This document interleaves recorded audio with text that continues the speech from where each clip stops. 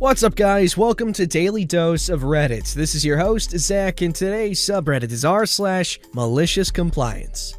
This story's called Karen and Her Email Problems. This story was originally meant for r/Tales from Tech Support, but due to their rules, it wasn't allowed to be posted there. It's kind of a mix between revenge and a tech support call. A bit of background. I own a web hosting and MSP company, which I've set up 2 years ago with some friends with similar interest. We have a few serious clients, but things have been sailing smoothly and quietly for some time. We're not a big company, and we only spend a few hours a week doing actual work for it. So we have phone support, even though nobody is almost ever physically at a desk when we get a call. We only get calls maybe twice a week. We pick up, walk to a PC, or grab a laptop in the meantime. Sometimes it takes a minute after picking up the phone before we can actually help. Most of our clients know this and have no problem with it at all. We usually provide quick solutions, and most of the time we do support for free. Here's the actors. Me, obviously. Karen? Angry lady, client company's administrative person. She was just hired 2 weeks ago. Boss. Client boss that I've had regular contact with. The story. Insert standard corporate greeting. Hi, this is Karen from company. I have issues with sending email. I'm sorry to hear that. If you give me a second, I'll walk to my desk so I can look into it. Now, it's important to note that we know most contacts from the bigger clients and are on a first-name basis with most. Although we are not a big company, we provide services tailored to our clients' specific needs. As such, we have regular conversations over email discussing their services. This was the first time I spoke with Karen since she got hired recently. Why aren't you at your desk already? This is urgent and I need this sorted ASAP. We're not paying you for your time if you're slow and unhelpful. I scream internally already. I'm sorry, Karen. I'm just now arriving at my desk. I see you've been recently added to the mail system. Is this the first time you've tried sending an email from your... No, I've sent many emails, probably more than you. I know how to send an email, okay? Possibly sounding a bit annoyed, I say. I was going to ask, is this the first time you tried to send an email from your corporate email account? Yes, it is. Why? Could you tell me what email client you're using? I'm using my company's webmail client. Alright, that's good. Did you get any error messages that you can tell me?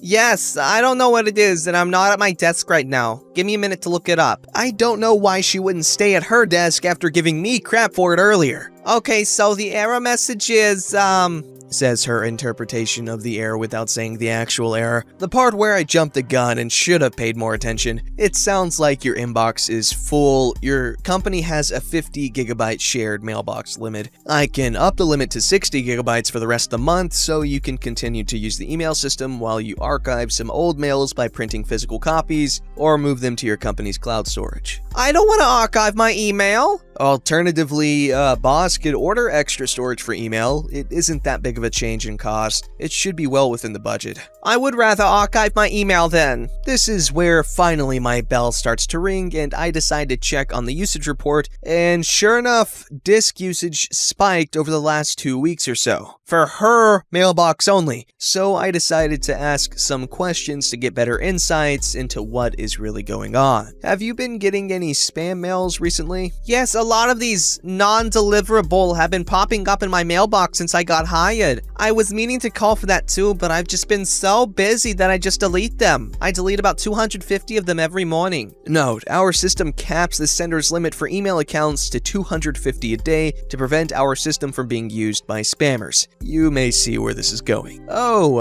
that's not good. And this has been going on since you were hired? Yes, it's really annoying. Please do something about it. Okay, I'll look into it now. Please stay on the line while I put you on hold. I dig up the SMTP log for her user account, and sure enough, every day for the past 2 weeks or so, at midnight, 250 emails are sent. Like clockwork, most of the sent emails return as non-deliverable mail due to spam flags. Now, this is a mailbox that they use for their administration, meaning they get their invoices and appointments in there. So she recently gained access rights to the mailbox, which is when things started to go wrong. Hi, Karen, are you still on the line? Karen's phone plays hold music. In the meantime, I start investigating further. I change her password and gather everything I can from our system regarding Karen's administration mailbox and normal user mailbox. 20 minutes pass without the holding music taking a break. It's really annoying, so I hang up and call back. Boss picks up. This is where things start to go to crap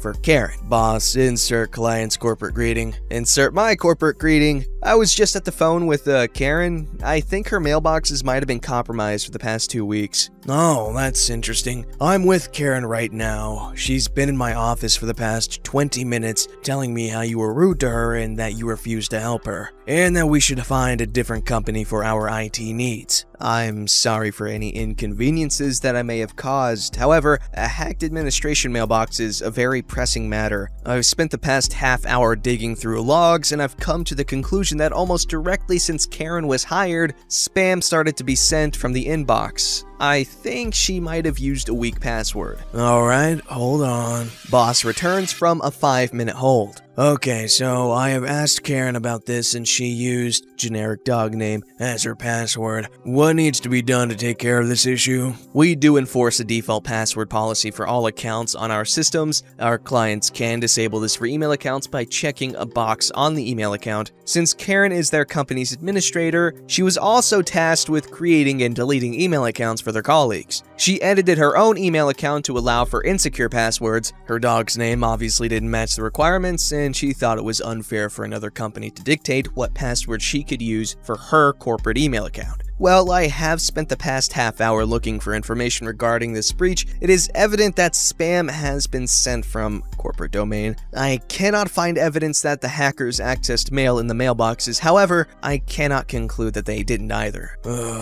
So you're saying they may have our entire administrative archive due to Karen's poor judgment calls for passwords? That is basically what it boils down to. Unfortunately, there's no way to know this for sure. We don't log access to specific mails or folders, only authentication attempts, sent mail, and received mail. I have no way of knowing if they downloaded or looked at any of your mail. I would advise you to change all passwords of every account with every site and system you use, just to be sure this doesn't result in any further breaches. That will take ages. I'll task Karen and some others to start doing this directly. Well, we use a corporate password manager. This might be a nice solution for your company, as well as it would allow you and your colleagues to store passwords securely and give extensive permissions to who can see which passwords. I'll also allow you to easily keep track of all accounts that your company has, and since you don't have to memorize the passwords, you can use different and very secure passwords for everything without any issues. Yes, please. Will you put in an order for me? I need this for all my employees. Will do. Anything else I can help you with? Yes, I need some accounts terminated, but I'll send them to you in a bit. Need to wrap things up here first. About 30 minutes later, I received a termination request for all of Karen's accounts. She apparently heard what boss said about her having to change all the company's passwords, and she refused. She was fired on the spot. Update. I just now received a call on my personal cell from the boss. I believe I once gave it to him for an on-site job at his house back when I was just getting started. He thanked me for my directness and not actually trying to fight the claims of Karen over the phone. As outgoing phone calls are recorded from my client side, the recording was able to be used as evidence in support of her termination, so she has no chance of trying to fight it and couldn't argue outside pressure caused her to get fired, as that is illegal in my country. I told him that I was happy to take care of all their business needs and hung up, feeling satisfied with my work for today.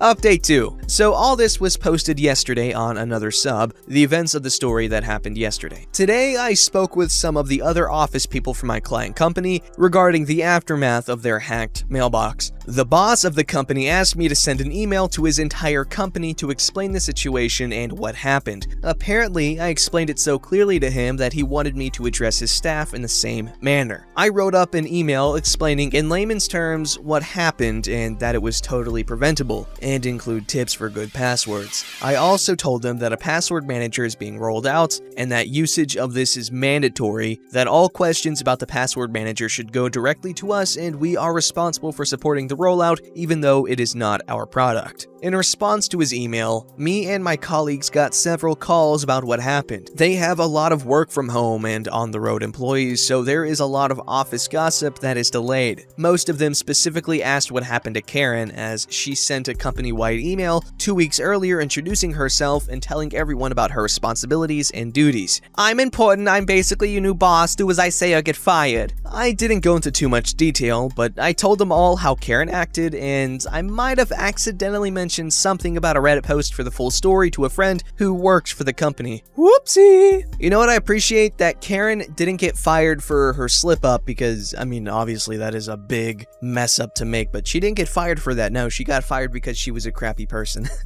Which is good, because that's the kind of mistake I would make, but I would be willing to clean up the mess.